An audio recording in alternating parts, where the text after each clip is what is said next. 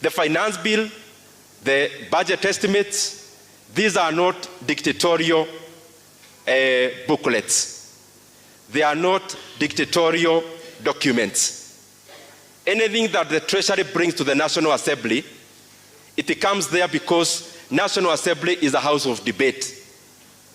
And as we debate the finance bill and the estimates, the budget, we listen to the Kenyan people. And that is what we are doing. It is a consultative process. We do not depart to be your servants. We still remain to be your servants. So we keep on consulting. And forgive me, I'm just sharing my thoughts, because that is what we came to do here. We keep doing the same mistake all the time. For the last 10 years, our ordinary revenue has only been achieved 67%. For the last 10 years on average. To a low of 56%, the highest has been 75%. I should not be coming here as budget chair to convince Kenyans how the economy is growing. It is the Kenyan people who should be telling me the economy is growing. And therefore that calls upon us, all of us in this hall, that all the policies that we make must advance an egalitarian society, must promote equality and equity, so that even as the economy grows, it should not be growing in such a forum. It should be growing in the pockets of the Kenyan people, and I think that is a component of making sure our resources are well distributed. So hello guys, welcome back again, and the question of the day: why is Ndindi'S being sidelined nowadays, despite being in the government and being a key member in what we call the Kenya Kwanza government? Before he started, he was among the loud voices that we could hear in the Kenya Kwanza government. But today, he's changing tunes. His statements are contradicting with what his fellow counterparts in the Kenya Kwanza government are speaking.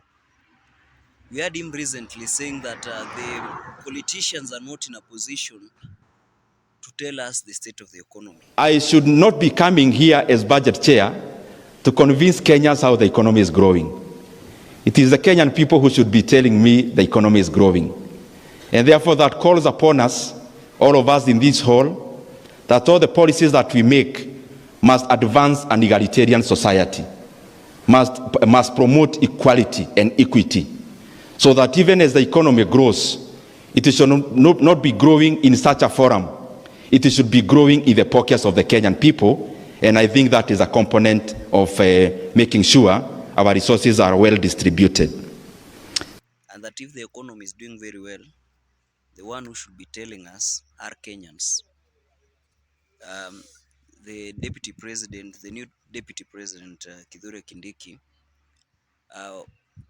also went against, refuted this claim, saying that they also are in a position to tell us whether the government or the economy is doing well.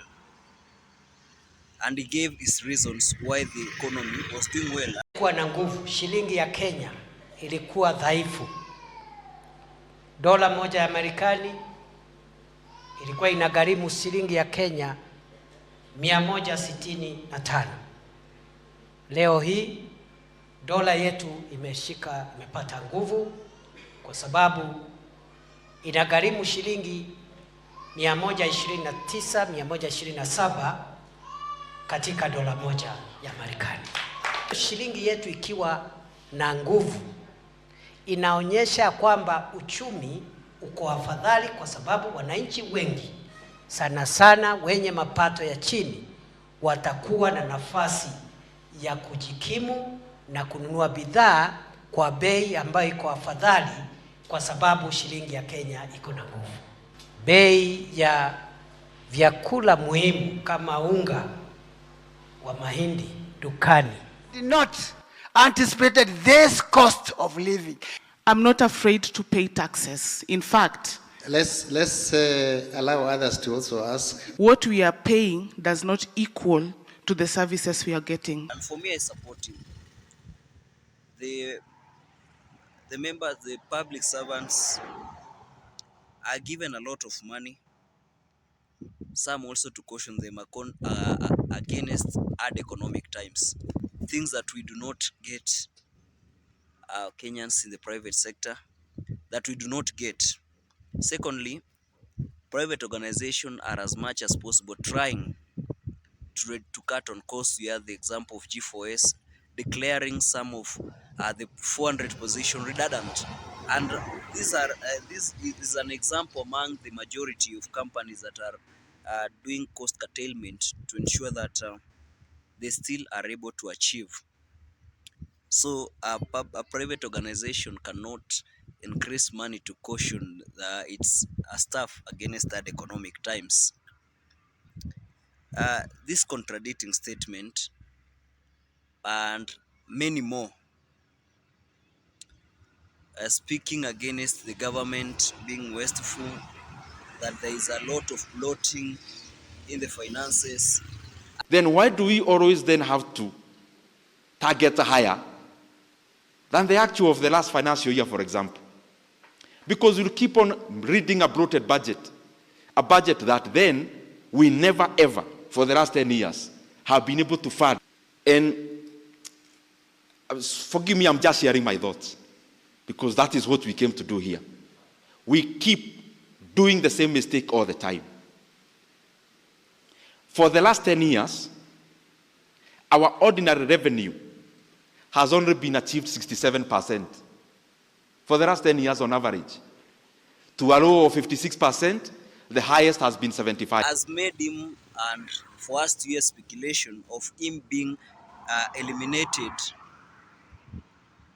or being removed as the head of the budget committee and replacing him with an Azmio counterpart. But what we hear is that Kimani Kuria is the one that is going to replace him. Secondly, maybe the reason as to why he has changed tunes is due to the prosecution or the persecution of one of their own, the former deputy president, Rigathi Gachagua. This man, from then on, has been silent, has not spoken, and has not chosen side whether to fully support Rigathi Gachagua. Maybe is using this as a strategy not to be in denial or to be denied by the Mount Kenya kingpins. Also, this might be as a result of frustrations of the prosecution of one of their own that that did not sit well with him. He did not vote against the impeachment of Deputy President Rigathi Gachagua, and did not want to show, and he did not fully participate in that process. Ever since, he has been giving contradicting statement as per the Kenya Kwanza government.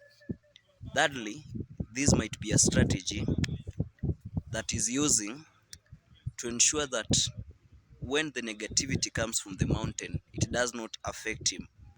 Second, people have been suggesting that there is a coalition that will be between Ndindi'S and Matiang'i, some others saying between Ndindi'S and Babu Owino, who both refrained from participating in the impeachment process.